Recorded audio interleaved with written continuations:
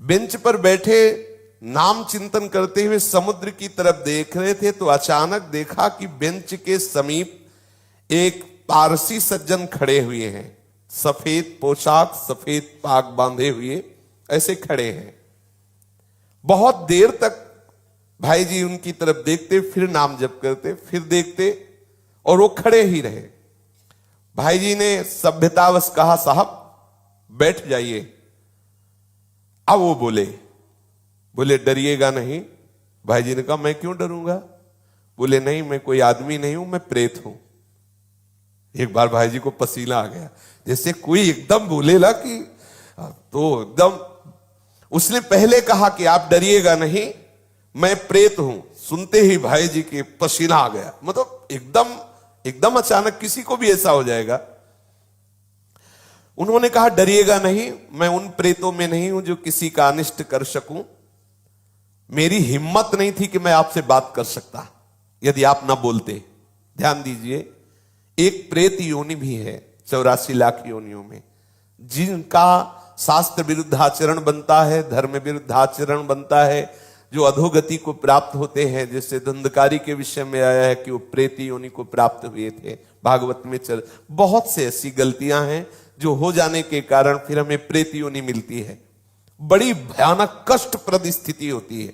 उसमें बड़े अच्छे भी प्रेत होते हैं, बहुत बुरे भी, बहुत ही भयंकर कोटि के भी होते हैं। और ये स्वयं सृष्टि में कुछ खा पी नहीं सकते। नदियां बह रही लेकिन प्यासे तड़पेंगे, एक बूंद पानी नहीं पी सकते।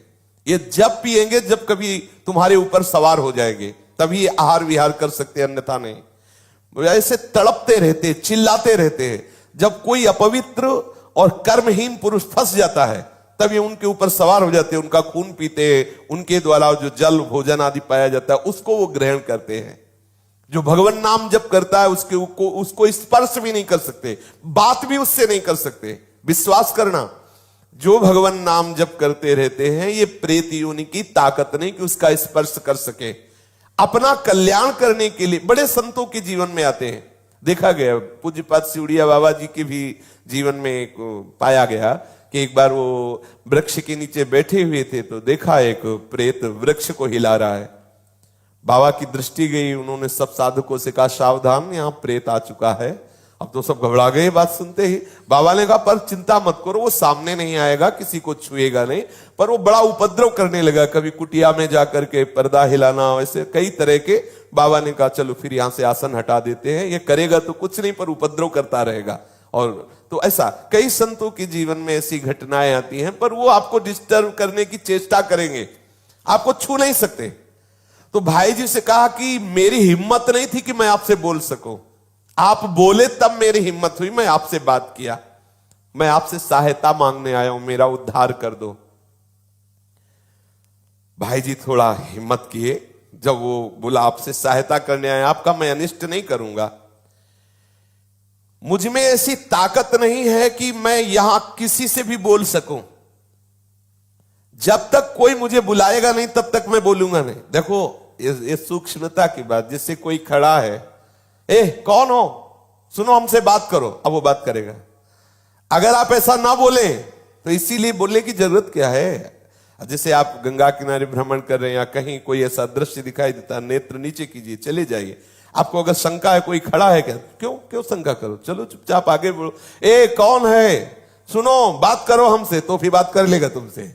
वो कह रहे हैं, वो प्रेत बोला, हम लोगों के लिए आदेश, पूरी सृष्टि में मैं किसी को अपनी तरफ से नहीं छेड़ सकता जब तक कोई हमें न छेड़े।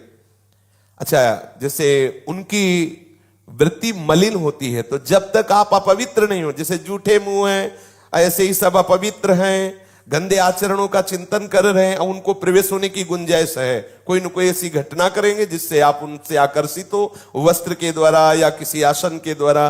मान लो उनका ऐसा अपवित्र आसन है, अपवित्र वस्त्र है, जिससे किसी भी तरह उनका संयोग होने का है चांस, वो आप में प्रवेश कर जाएंगे। यदि आप नाम जापक हैं, पवित्र रहते हैं, तो कहीं भी भ्रमण करके देखा है, गंगा जी की परिक्रमा जब की तो कहीं भी कोई भी ऐसी घातक क्रिया नहीं। और जबकि जगह जगह स्मशान मिलते हैं, दोपहर में भी, रात्रि में भी रुके, कभी ऐसा नहीं। कभी भगवान नाम जापक ऐसा डरे ना, पर अपनी तरफ से किसी से बोलने के लिए नहीं। कोई वस्तु पड़ी हो, कोई पद, ये सब नहीं छूना चाहिए। तुम्हें लगता है कि ये वस्त्र है, ये अटैची है, ये किसी की पर्स है, पता नहीं किस लक्षणों से युक्त है, तुम्हारी हानि कर दे, ऐसा कोई पड़ी हुई वस्तु न छुए, किसी से बोले ना, अपनी तरफ से किसी से वार्ता न करे। ये अगर ऐसे सावधान रहे तो है, प्रकृति में है 84 लाख योनियों में एक योनि, पर कभी ऐसे सहसा किसी को वो आक्रमण करके नष्ट नहीं करते, कोई घबराए नहीं, ऐसा तुमसे बढ़कर वो नहीं है। सबसे बड़े प्रेत तुम हो। यदि आप अपने में रहो तो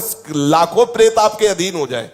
आप समझो, जहां यमपुरी की चर्चा आती है तो उन्हें प्रेतराज कहते हैं, यमराज जी को, और समस्त जीवों को प्रेत कहते हैं। भूत सर्वभूत हिते रतसा, भूत ही तो है। देखो ये 5 महाभूत है, नहीं ये भूत थोड़ी, ये महाभूत है, इनमें फंस गए, अब इनसे मुक्त हो जाओ। ये भूत है, परेशान करते रहेंगे। 5 तो लगे ही है, चूक गए तो और ऊपर इनमें छठा भी चढ़ जाएगा, और वो परेशान करता रहता है।